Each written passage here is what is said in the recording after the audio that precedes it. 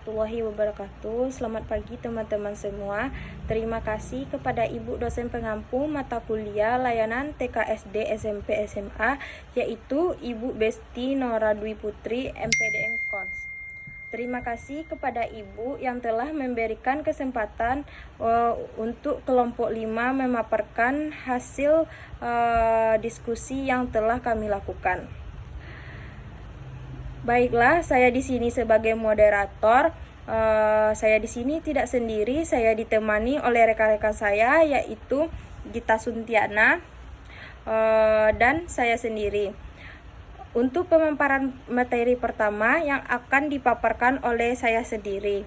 Baiklah, untuk materi pertama yaitu tentang tugas perkembangan peserta didik di sekolah menengah, mencakup beberapa aspek penting yang berkaitan dengan perkembangan fisik, sosial, emosional, dan kognitif mereka. Ada beberapa tugas perkembangan yang harus dicapai oleh peserta didik pada jenjang sekolah menengah, yaitu 1. Perkembangan identitas. Peserta didik mulai membentuk identitas diri, memahami siapa mereka, nilai-nilai yang mereka anut, dan bagaimana mereka berinteraksi dengan lingkungan sosial. 2. Perkembangan kemandirian. Mereka mulai belajar mengambil tanggung jawab atas tindakan mereka, membuat keputusan, dan mengembangkan keterampilan untuk mandiri baik secara emosional maupun dalam hal pengambilan keputusan. 3. Pengembangan sosial. Peserta didik akan memperluas hubungan sosial mereka, mulai membangun hubungan yang lebih kompleks dengan teman sebaya, guru, dan orang lain. Mereka juga belajar untuk berkolaborasi dan menyelesaikan konflik sosial. 4. Mengembangkan keterampilan akademik. Mereka perlu mengembangkan keterampilan belajar, berpikiran kritis, dan problem solving yang lebih kompleks untuk mempersiapkan diri menghadapi tantangan akademik dan dunia kerja di masa depan. 5. Perkembangan moral dan etika. Peserta didik mulai mempertanyakan nilai-nilai moral yang diajarkan oleh keluarga dan masyarakat, serta mengembangkan etika dan moralitas pribadi yang akan memandu perilaku mereka di kehidupan dewasa. Selanjutnya materi kedua yaitu tentang karakteristik perkembangan peserta didik di sekolah menengah. 1. Perkembangan fisik, seperti perubahan hormonal mempengaruhi suasana hati, pertumbuhan rambut, dan perkembangan organ reproduksi.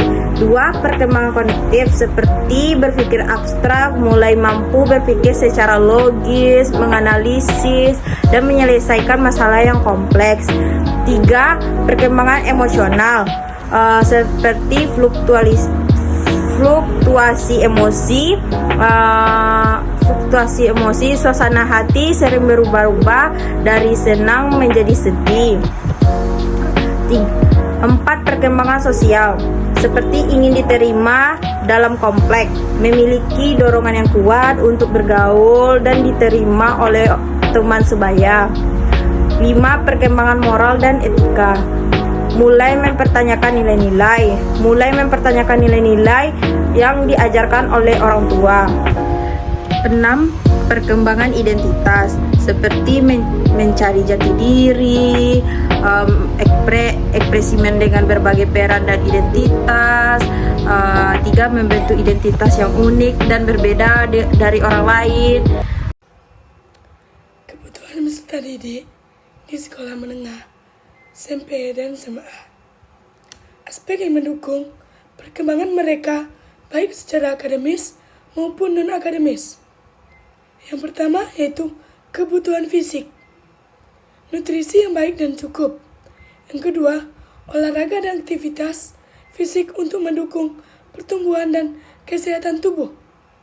Yang ketiga, istirahat yang cukup untuk memulihkan energi setelah belajar. Yang kedua, kebutuhan emosional. Dukungan emosional dari keluarga, teman, dan guru. Yang kedua, penerimaan sosial dan rasa aman dalam lingkungan sekolah. Yang ketiga, penghargaan terhadap prestasi dan usaha. Ketiga, Kebutuhan sosial. Interaksi sosial dengan teman sebaya untuk membangun hubungan yang sehat dan mengembangkan keterampilan sosial. Kesempatan untuk berpartisipasi dalam kegiatan kelompok, baik akademis maupun ekstrakurikuler. Yang keempat, kebutuhan kognitif. Tantangan intelektual yang sesuai dengan kemampuan mereka. Metode pembelajaran yang bervariasi dan relevan untuk meningkatkan minat belajar. Pembelajaran yang kontekstual dan aplikasi untuk memahami konsep-konsep yang diajarkan di sekolah. Yang kelima, kebutuhan moral dan etika. Bimbingan dalam memahami nilai-nilai moral dan etika yang berlaku di masyarakat. Dukungan untuk mengembangkan rasa tanggung jawab, keadilan, dan integritas. Yang keenam, kebutuhan pengembangan diri. Kesempatan untuk mengeksplorasi minat dan bakat mereka melalui berbagai kegiatan ekstrakurikuler seperti olahraga, seni, organisiswa.